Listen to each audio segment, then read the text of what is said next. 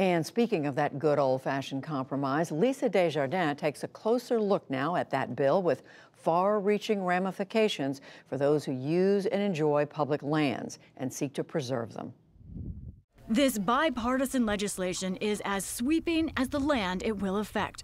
1.3 million acres newly designated as wilderness, meaning it's undeveloped now and must remain so. It expands well-known national parks like Joshua Tree and Death Valley in California. And the country's first national park, Yellowstone, gains new protection as the measure blocks gold mining on hundreds of thousands of acres next to the park.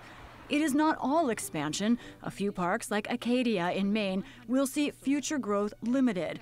But what some see as the biggest game changer is making permanent the Land and Water Conservation Fund, the largest federal conservation program used in nearly every state. Funding currently comes from oil and gas drilling. The bill does not guarantee that money, but it does safeguard the program's existence. The bill found broad support in Congress, with something for nearly every region and political viewpoint. As a 35th generation New Mexican, I rise today in support of Senate Bill 47. This bill represents a major victory for conservation. I'm also proud to see the important sportsman's titles included in this bill that will expand access for recreation, fishing, and hunting on public lands. This is a historic win for Montana. In fact, it's one of the biggest conservation wins we've seen in arguably a decade. The yeas are 92, the nays are 8. And it cleared both chambers of this usually divided Congress by overwhelming margins. The rules are suspended.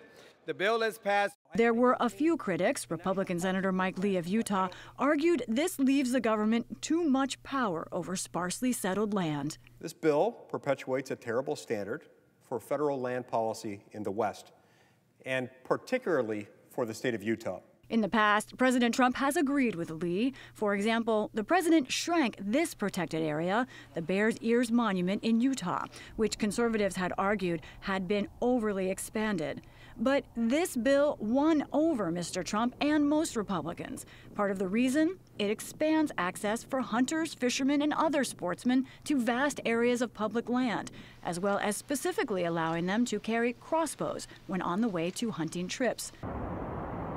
Still not convinced of this bill's scope? A few other items.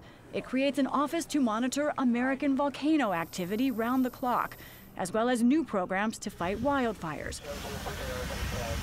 It looks to the future, permanently giving all fourth graders free access to national parks, an idea started by former President Obama. And it protects some history, designating the Mississippi home of slain civil rights leader Medgar Evers as a national monument and part of the national park system. In all, think of it as a measure that, against the backdrop of sharp political divide, shows unity over the American landscape. It was not an easy task putting this together. In fact, negotiators went to the county level, negotiating for months with counties over specific borders and what they wanted. Judy, it's also very politically significant, as you pointed out to Senator Murkowski. This is a shift for Republicans away from just cutting public lands and instead focusing on what it should be used for and how it is used. Judy, it's on the president's desk. He could sign it as soon as tonight. We expect him to sign in coming days. So important to report on this, as you say, that it has been years in the making. Yep. Thank you, Lisa.